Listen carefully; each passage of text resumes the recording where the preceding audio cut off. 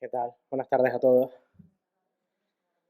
Em, Vengo esta tarde a predicar sobre un salmo. Ustedes saben que estoy intercalando predicaciones de otros textos con predicaciones de salmos, porque es una cosa que me gusta mucho y creo que es bueno para el pueblo de Dios de vez en cuando.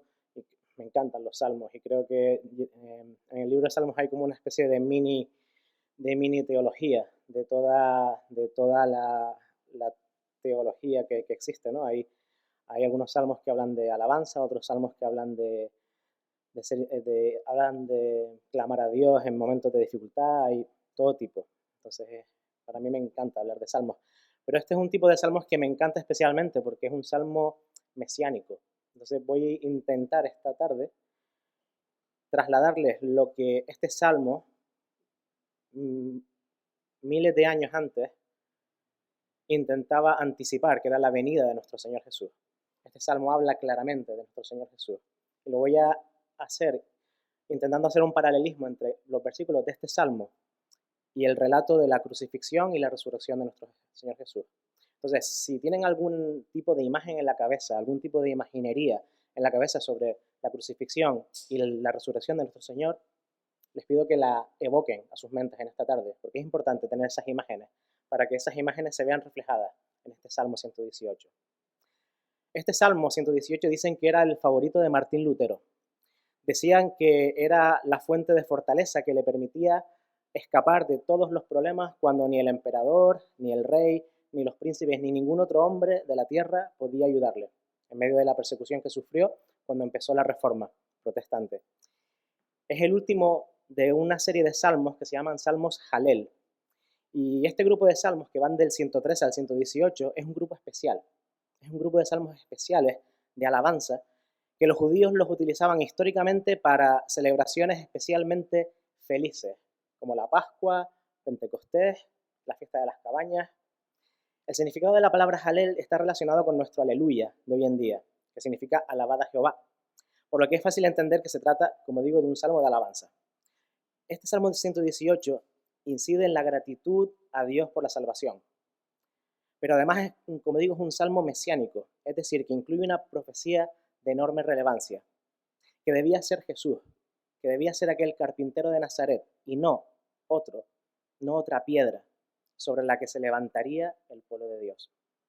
Y es verdad que esa piedra sería rechazada precisamente por buena parte de los que deberían haberla aceptado, porque hacía siglos que la esperaban. Pero por tal motivo es interesante que fue este salmo, a lo mejor esto no lo saben, fue este salmo uno de los que nuestro Señor cantó con sus discípulos la noche anterior en la que fue crucificado. Este salmo lo cantó Jesús junto a sus discípulos en la última noche que estuvo con ellos, en la última cena, cuando instauró la mesa del Señor. Lo podemos ver en los versículos de Mateo 26, 17 y 30. Dice el 17: el primer día de la fiesta de los panes sin levadura, la Pascua, vinieron los discípulos a Jesús, diciéndole: ¿dónde quieres que preparemos para que comas la Pascua? Y saltamos al 30. Y cuando ya había pasado, cuando había explicado en estos versículos lo que era la mesa del Señor, había partido el pan, había repartido el vino y les había explicado lo que significaba eso para ellos y lo que significaría para el futuro, acaba esta porción del Evangelio de Mateo. Dice: cuando hubieron cantado el himno, salieron al monte de los olivos. Ese himno que cantaron es este Salmo 118. El Señor Jesús cantó este Salmo 118 con sus discípulos como una canción de alabanza y de gratitud al Señor antes de ir al huerto de Getsemaní, donde sabemos que estuvo orando y llorando y sufriendo porque sabía lo que le venía al día siguiente. En ese aposento alto aquella noche había un ambiente de informalidad. Era una fiesta, era una celebración, pero también había temor, había tristeza. Sabían que algo malo pasaba, que algo malo venía, sobre todo Jesús, pero sus discípulos también.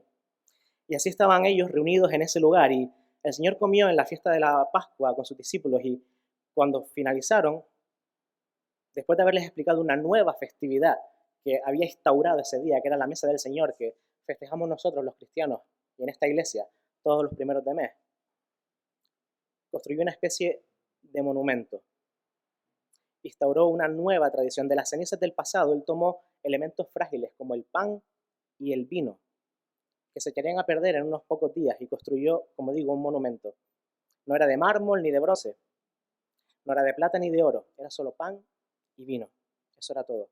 Pero esos frágiles elementos hablaban de él, hablaban de Jesús, hablaban de su cuerpo que iba a ser destruido al día siguiente, torturado, magullado, maltratado, y de su sangre que iba a ser vertida en la cruz. Me encanta porque toda la alabanza ha sido como una mini introducción a mi predicación, casi que podría callarme, pero vamos a intentar desarrollar este Salmo 118 en esos términos. Este Salmo 18 está anticipando ese sacrificio, ese partimiento del pan que simbolizaba el partimiento del cuerpo de nuestro Señor Jesús y ese derramamiento de sangre en forma del vino. Por el Antiguo Testamento sabemos que se debía comer un cordero en la fiesta de la Pascua, pero en el relato de los evangelios no leemos más acerca del cordero, solo del pan y del vino. ¿Sabes por qué? Porque el verdadero cordero estaba entre ellos sirviéndoles. El verdadero cordero, el cordero definitivo, estaba entre ellos partiendo pan y repartiendo vino entre sus discípulos. Y al día siguiente iba a ser sacrificado en el altar supremo, en el altar último. Ya no iba a hacer falta más corderos que fueran sacrificados. Se encontraba a medio camino de la cruz como el Cordero de Dios, dispuesto a morir, y el pan y el vino hablarían de él hasta que viniese otra vez a la tierra. Entonces, el Salmo 118 fue el que cantaron en aquella noche fatal. Los evangelios, como en Mateo 26:30 que acabamos de leer, nos dicen que después de haber cantado el himno, salieron al monte de los olivos. Este hecho convirtió este salmo en un pasaje muy importante para nosotros. Se ha dicho que durante la fiesta de la Pascua, la copa fue pasando entre los presentes alrededor de la mesa 7 veces. La séptima vez en que la copa llega hasta el Señor, Él dijo: y os digo que desde ahora no beberé más de este fruto de la vid, hasta aquel día en que lo beba de nuevo con vosotros en la casa de mi Padre. Pero Él ya había dicho que bebería la copa de salvación y la llevó a la cruz. Él es el Cordero de Dios que derramó su sangre, y la copa es el nuevo pacto de su sangre. Vemos ahora lo que dicen los primeros 3 versículos de este Salmo 118. Alabad a Jehová porque Él es bueno, porque para siempre es su misericordia. Diga ahora Israel que para siempre es su misericordia. Diga ahora la casa de Aarón que para siempre es su misericordia. Creemos firmemente los cristianos que hoy, en el siglo XXI, en agosto del 2022, podemos unirnos a este decir que para siempre es su misericordia. Lo vivimos, ¿verdad? Y le damos gracias al Señor porque Él es bueno, a pesar de todo lo malo que pueda pasar. Seguimos leyendo el 4 y el 5 y dice: digan ahora los que temen a Jehová, que para siempre es su misericordia. Desde la angustia invoqué a Jehová y me respondió Jehová, poniéndome en lugar espacioso. Esta fue la canción que el Señor cantó en su última noche con sus discípulos. Se dirigió a la cruz sin temor. Se dirigió a la cruz sin temor, como dice estos versículos que acabamos de leer. Y allí clamó diciendo, como vemos en Mateo 27:46, Dios mío, ¿por qué me has abandonado? ¿Saben lo que significa Getsemaní? Getsemaní es el huerto de los olivos, es donde el Señor salió después de esa cena a orar. Getsemaní significa literalmente prensa de olivos o prensa de aceite. Viene de la palabra hebrea gat, que significa prensa o lagar. Y es importante esta palabra, lagar. Y semaní es una corrupción de shmaneí, que significa aceites. Es una prensa de aceite. ¿Por qué les cuento esto? ¿Por qué les cuento esta curiosidad del hebreo bíblico? Porque veo sinceramente un paralelismo claro entre este salmo y los eventos de la última cena y la noche en el huerto de Getsemaní de Jesús. De alguna forma Jesús traza un paralelo en ese huerto buscando ese lugar amplio, ese lugar espacioso que acabamos de leer en el versículo 5. Porque acababa de cantar este himno, acababa de cantar esta canción. Recuerden que los salmos no son solo poemas, eran canciones, se cantaban. Acababa de cantar con sus discípulos este mismo salmo. Y seguramente estaba orando al Señor, pidiéndole que le ayudase a cumplir la misión que le había dado y le guardase en un lugar espacioso. ¿Sabes qué otro significado tiene ese gat de Getsemaní? Lagar. Los lagares eran piscinas enormes donde se aplastaban, se pisaban las uvas ¿para hacer qué? El vino. Otra simbología hermosa. No creo que fuera casual que Jesús fuera esa noche, después de establecer la cena del Señor, a orar al huerto de los olivos, a un lagar, a un sitio donde se prensaba aceite y donde se prensaban las uvas para hacer vino. La cena del Señor, el partimiento del pan y el vino. Y no es casual que cantase este Salmo 118, porque era Pascua, porque tocaba y porque estaba todo dentro del plan de Dios. Era todo una simbología de lo que iba a pasar. Era el Cordero Pascual definitivo, nuestro Señor Jesús. Estaba invocando también a Dios por ese lugar espacioso. Lucas nos cuenta que la noche antes de su crucifixión, Jesús oraba con tal intensidad que sus capilares, que sus vasos sanguíneos se rompieron y llegó a sudar sangre. Los médicos modernos dicen que esto no solo es posible, sino que es más habitual de lo que podríamos pensar. Ha sido detectado en pacientes sometidos a un altísimo nivel de estrés y ansiedad. Así era el sufrimiento de la cruz que Jesús sabía que debía sufrir al día siguiente. Pero creo que este sudar sangre no venía por el sufrimiento físico que tenía que sufrir al día siguiente. No creo que Jesús llegara a ese nivel de estrés por el sufrimiento físico que tuviera que sufrir en la cruz, que él lo sabía muy bien y lo sabía perfectamente, sino por el hecho de que al día siguiente él sabía que por primera vez en la eternidad el Hijo de Dios iba a estar separado, iba a estar fuera de la comunión de su Padre, iba a estar separado de Dios. Y todo ello sin haber cometido un solo pecado, todo ello sin tener culpa de nada, y todo ello por amor de ti y de mí, de toda la humanidad. Esto sinceramente me avergüenza un poco porque me hace preguntarme si estar fuera de la comunión de Dios produce este tipo de estrés en mí. ¿Lo has pensado alguna vez? Todos nos estresamos, todos tenemos ansiedad, pero nos estresamos por cosas que si lo pones a pensar un poco son tonterías, o a lo mejor no son problemas, pero son problemas que están fuera de tu alcance solucionarlos y que solo los puede solucionar seguramente Dios. Pero estar en comunión con Dios sí que depende de ti y de mí, sí que depende de tu fuerza de voluntad, sí que depende del amor que tengas hacia Dios. Y me avergüenza pensar que yo no tengo esa capacidad que tenía Jesús de estresarme o de llegar a apenarme tanto con pensar que voy a estar alejado por algún momento de la presencia de Dios. Padre mío, si es posible que pase de mí esta copa de sufrimiento, decía Jesús. Sin embargo, quiero que se haga tu voluntad, no la mía. Y este es el punto de este versículo 5 del Salmo 118. Jesús esa noche, la noche de Getsemaní, igualmente como Jesús, todo creyente, al entrar su voluntad en la voluntad del Padre, no se siente atrapado, sino que se siente más bien en un lugar espacioso y plácido, que es la voluntad de Dios. Ese lagar, esa prensa de aceite, ese monte de los olivos se convirtió en ese lugar espacioso para Jesús. No porque estuviera seguro de que todo le iba a venir bien. Él sabía que iba a venir sufrimiento, pero él sabía que estaba en la voluntad de Dios. Él sabía que formaba parte de la voluntad del Padre y descansaba en un lugar espacioso. Seguimos leyendo los versículos del 6 al 9 de este Salmo 118 y dice así, el versículo 6.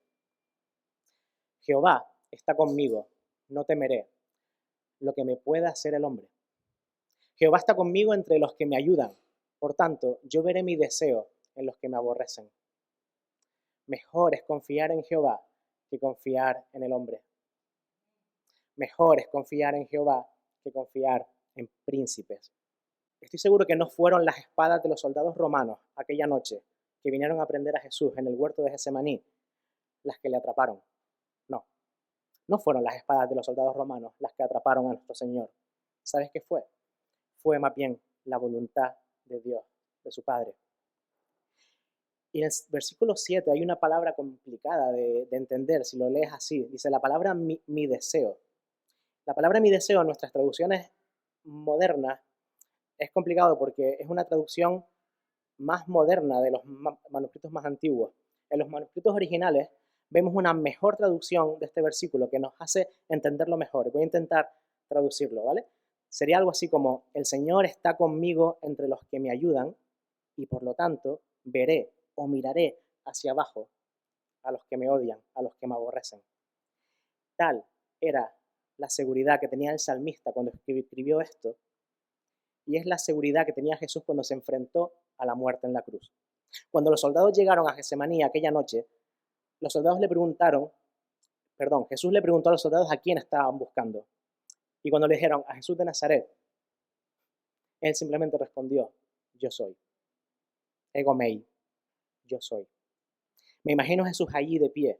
Y por eso digo que es importante que traigan a su cabeza todas las imágenes de las películas que hayan visto sobre estos momentos. Me imagino a Jesús allí de pie, mirando hacia abajo, sabiendo que no podían hacer nada en su contra, porque era el Hijo de Dios y ya había vencido a la muerte. Mejor es confiar en el Señor que confiar en el hombre. Mejor es confiar en el Señor que confiar en príncipes. Jesús no confiaba en Pilato, que hizo todo lo que estuvo en su mano para no condenarle. No puso su confianza en Pilato, aunque quiso ayudarle, entre comillas. A pesar de ello, Pilato al final cayó en la presión social y política y le entregó a los religiosos judíos para que le mataran. Jesús confiaba en su Padre. Jesús confiaba en Dios. ¿Alguno de ustedes ha aprendido a depositar su confianza en el Señor de esta forma antes que en las personas? Es una hermosa lección para aprender de este Salmo 118, si te pones a hacer el paralelo con la historia de Jesús en Getsemaní. Porque con frecuencia la vida misma nos enseñará que si ponemos nuestra vista en la gente, en las personas, cometeremos errores. Y los errores de las personas nos afectarán. Y experimentaremos fracasos y decepciones. El salmista nos dice aquí que es mejor refugiarse en el Señor que confiar en las personas. No vengan a la iglesia a buscar personas excelentes. A lo mejor las encuentran, claro que sí, pero incluso la persona más excelente algún día, en algún momento, les va a decepcionar. Vengan a la iglesia a buscar al Señor y a refugiarse en el Señor y en su palabra, porque el Señor y su palabra son lo único que nunca les decepcionará. En la noche en la que el Señor cantó esas mismas palabras, miró a su alrededor a 11 hombres. Uno de ellos ya se había ido para traicionarle. Y esos 11 que quedaban iban a abandonarle. Y en una noche serían dispersados como ovejas. Tendrían tanto miedo que se esconderían y no reconocerían que conocían a ese carpintero de Nazaret. Así que no debemos entregar nuestra confianza a seres humanos porque nos van a decepcionar. Depositemos la totalidad de nuestra confianza, como nuestro Señor Jesús, en el Padre, en Dios. Los versículos del 10 al 12 de este salmo dice, todas las naciones me rodearon, mas en el nombre de Jehová yo las destruiré. Me rodearon y me asediaron, mas en el nombre de Jehová yo las destruiré. Me rodearon como abejas, se enardecieron como fuego de espinos. Quédense con esta palabra, espinos. Mas en el nombre de Jehová yo las destruiré. Les he dicho que este salmo es mesiánico. Este salmo es mesiánico, y vaya si lo es. Habla claramente de Jesús. Ahora imagínate a Jesús estando en el Gólgota, en el monte del Calvario, mientras están crucificando a Jesús, a nuestro Salvador, con todas las naciones, romanos, judíos. ¿Te acuerdas que estaban celebrando una fiesta, la Pascua? La Pascua era una fiesta que traía a peregrinos de todo el mundo. Todos los peregrinos de todas las naciones conocidas habían venido a Jerusalén en ese mismo día, en el día anterior, a festejar la Pascua judía. Tenía delante de él a todas las naciones, enardeciéndose delante de él, diciéndole, crucifícale, crucifícale, rodeando a Jesús como abejas. ¿Ves la similitud de este salmo con la historia de Jesucristo? Se enardecieron contra mí como fuego entre espinos, mas en el nombre del Señor yo las destruiré. No puedo evitar pensar aquí en las espinas de la corona que los romanos pusieron en la cabeza de mi Señor, para que la llevara durante todo ese recorrido por la vía dolorosa. Y el hecho de que el fuego de la hostilidad del hombre contra Dios se manifestó más que nunca ese día. y contra Jesús, y sería pagado ese mismo día con el sacrificio que Jesús hizo en ese monte del Calvario. Otra cosa interesante en estos versículos que acabamos de leer es la palabra destruir. A lo mejor te choca, ¿verdad? Cuando lees el Salmo 118 y te cuesta entenderlo. La palabra destruir que aparece en nuestra traducción española, en hebreo sería la palabra mul. Y este Salmo 118 es la única vez en el Antiguo Testamento en el que se traduce como destruir, como destrucción. Es curioso. Las otras veces en las que aparece esta palabra mul se traduce como cortar o circuncidar. Y ahora estás pensando, ¿de qué me vas a hablar, Josué? Me creo que el salmista igual, en este momento en el que escribe, sí quiere dar ese significado de destruir a los enemigos de Dios. ¿Por qué? Porque el salmista vive en una cultura y en un mundo en el que Dios les ha dado una ley. Y esa ley es la ley del ojo por ojo y diente por diente. Pero no es casual que esa palabra se traduzca también como cortar o circuncidar. La circuncisión en el Antiguo Testamento, ¿qué significaba? Entre los judíos simbolizaba salvación. Simbolizaba ser cortado, ser apartado de los que estaban alejados de Dios, condenados, para formar parte del pueblo de Dios. Era un corte santo, era un corte que santificaba, que ponía a las personas que estaban en perdición en salvación, que las que estaban en muerte pasaban a vida eterna. Eso fue lo que hizo nuestro Señor Jesús ese día en el Monte Calvario, al morir en la cruz. Y creo que al cantar este salmo esa noche en Getsemaní, Jesús estaba pensando más en este significado de cortar, de circuncidar, que en destruir.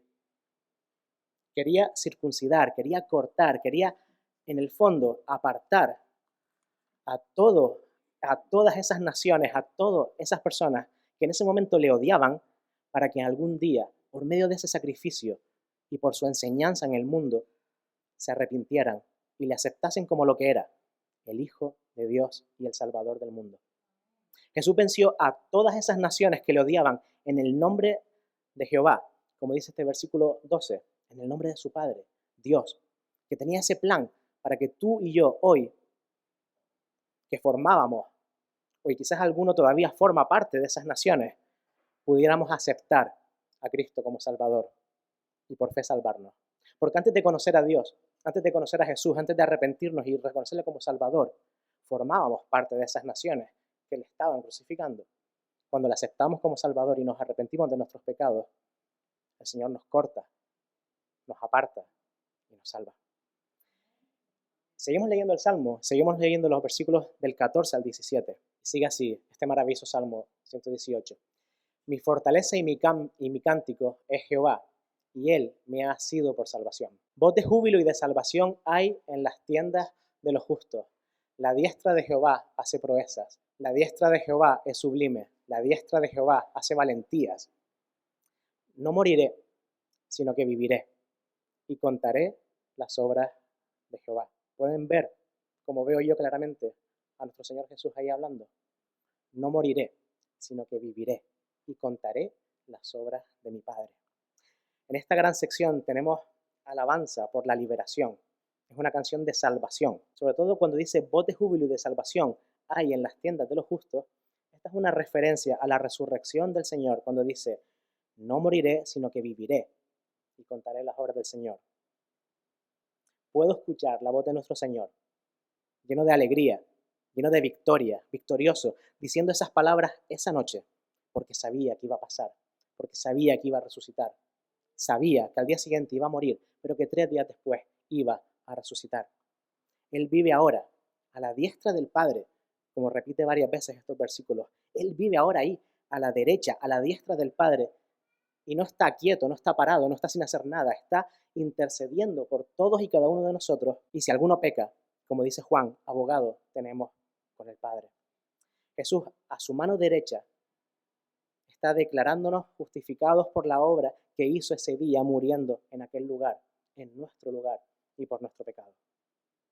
Leemos ahora el versículo 18 y dice, me castigó gravemente Jehová, mas no me entregó a la muerte. Mira, en Isaías 53:5 dice lo siguiente, mas él herido fue por nuestras rebeliones, molido por nuestros pecados, el castigo de nuestra paz fue sobre él, y por su llaga fuimos nosotros jurado. Este fue escrito siglos antes de que Jesús hiciera esto, de que Jesús muriera en la cruz.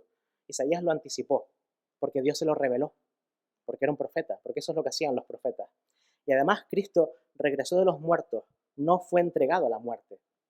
Y en Ezequiel 27 podemos ver también muy claramente que Él abrirá las tumbas y sacará de allí a los muertos de las naciones de este mundo, porque Él ese día venció a la muerte y es el único que lo puede hacer.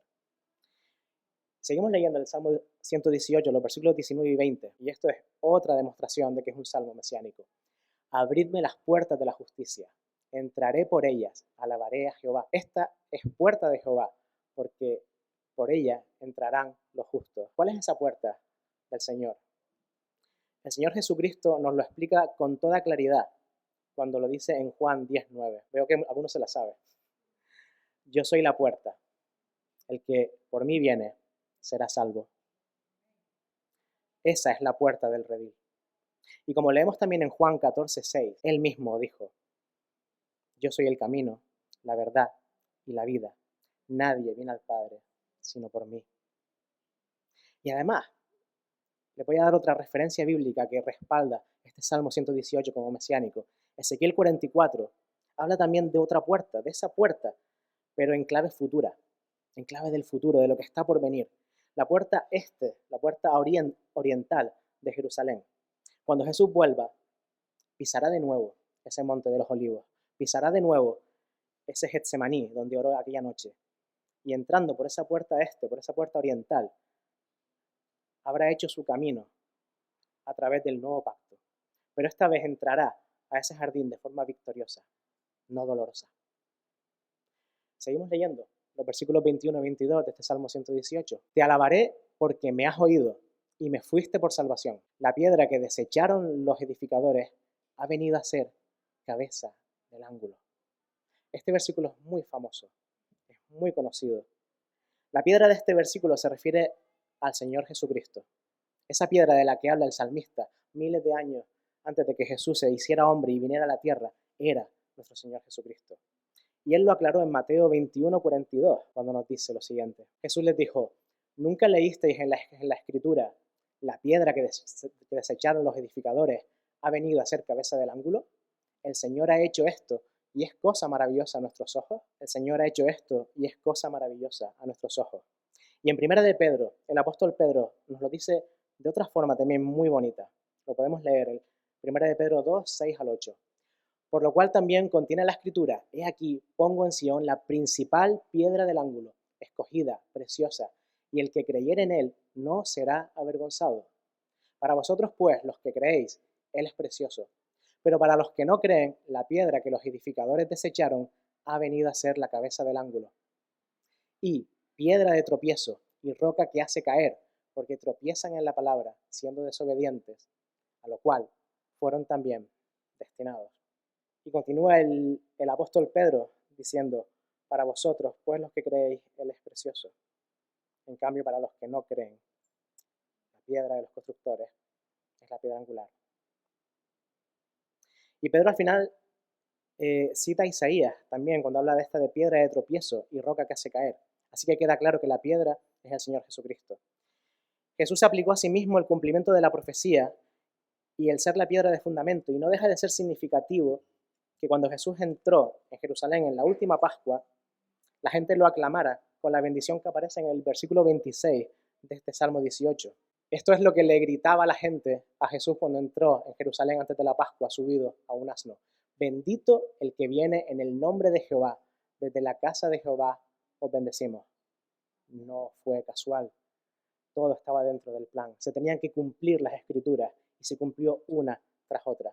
Seguimos leyendo y ya vamos finalizando este estudio, este Salmo 118, con los versículos 23 al 25. De parte de Jehová es esto, y es cosa maravillosa a nuestros ojos. Este es el día que hizo Jehová, nos gozaremos y alegraremos en él. Oh Jehová, sálvanos ahora, te ruego, oh Jehová, que nos hagas prosperar ahora. ¿A qué día se estaba refiriendo el Salvador? ¿A qué día se estaba refiriendo el salmista? Estaba hablando del día que hizo el Señor. Está hablando del día de salvación. Hosana, hosana, o literalmente, sálvanos ahora, sálvanos ahora. Esto es lo que gritaban las multitudes a Jesús cuando entró en Jerusalén subido a un asno. Sin embargo, Jesús sabía que esos que le alababan en ese momento, unos días después se convertirían en los que decían, no queremos que ese hombre sea nuestro Señor. No tenemos más rey que el César de Roma. Crucifícale. Y eso es lo que hace la sociedad hoy en día con Jesús. Puede que le conozca, puede que le aprecie, puede que le valore en ciertos momentos de su vida, puede que en algunos momentos en los que están desesperados digan, Hosana, Hosana, sálvanos ahora, sálvanos ahora. Pero cuando toca aceptarle como Salvador, cuando toca aceptarle como Señor de tu vida, eso cuesta más. Y le podemos rechazar como le rechazaron estos judíos. No son peores que nosotros. No nos excusemos en eso. Nosotros también le hemos rechazado. Y le rechazamos cada vez que le desobedecemos. Le rechazamos cada vez que queremos vivir nuestra vida como queremos y no como Él quiere. No queremos que este hombre sea nuestro Señor. En su primera venida Jesús vino como un cordero sacrificado, pero en su segunda venida vendrá como un león rugiente, el león rugiente de la tribu de Judá.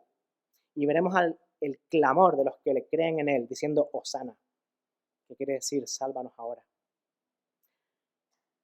Seguimos con el versículo 26, cuando dice, bendito el que viene en el nombre del Señor, desde la casa del Señor os bendecimos. Esta frase fue, como hemos leído, citada por Jesús después de que limpió por última vez el templo y después lloró sobre Jerusalén.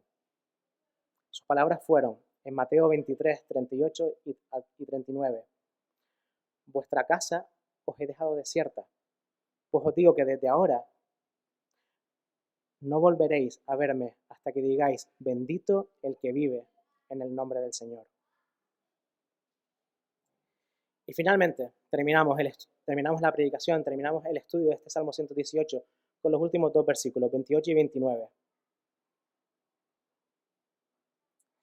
Y dice, mi Dios eres tú, y te alabaré, Dios mío, te exaltaré. Mi Dios eres tú, y te alabaré, Dios mío, te exaltaré. Alabad al Señor, porque Él es bueno, porque para siempre es su misericordia. En este punto, el salmista ya nos habla del reino venidero que Jesús está a punto de venir a instaurar, seguido de nuevos cielos y nueva tierra. Y vemos al salmista alabando y adorando a Dios por su eterno amor, por su eterna bondad y por su eterna misericordia hacia nosotros, como hemos cantado hoy en las alabanzas. Sin duda, este Salmo 118 que he intentado explicar comparándolo con ese momento de Getsemaní de Jesús y esa crucifixión y resurrección de nuestro Señor, este Salmo 118 nos debería servir para reflexionar, sobre todo, sobre el inmenso amor de Dios hacia nosotros. Es sumamente importante inclinarse y adorarle, alabar su nombre y reconocer su gloria. ¿Sabes por qué? Porque como he intentado explicar en esta tarde, Él nos amó primero y se entregó por nosotros hasta la muerte y muerte de cruz. Que nuestro amor hoy pueda dirigirse hacia Él por medio de la adoración y de las alabanzas. Y ese amor de Jesús que hay en nosotros pueda ser reflejado hacia todos los que nos rodean. Y si todavía no tienes ese amor, si todavía no tienes a ese Jesús en tu corazón, no tardes en aceptarlo, porque está viniendo pronto. Pronto vendrá y entrará por esa puerta oriental de Jerusalén, victorioso, como el león de Judá, y vendrá a juzgar. Vendrá de forma poderosa y victoriosa. No vendrá como un cordero al matadero, vendrá como el Rey de Reyes y Señor de Señores. Te ama, quiere salvarte ahora, como decía este salmo, Hosana, Hosana, pero quiere ser el Señor de tu vida. Acéptalo. Oremos. Sí, Padre, gracias por tu palabra, Señor.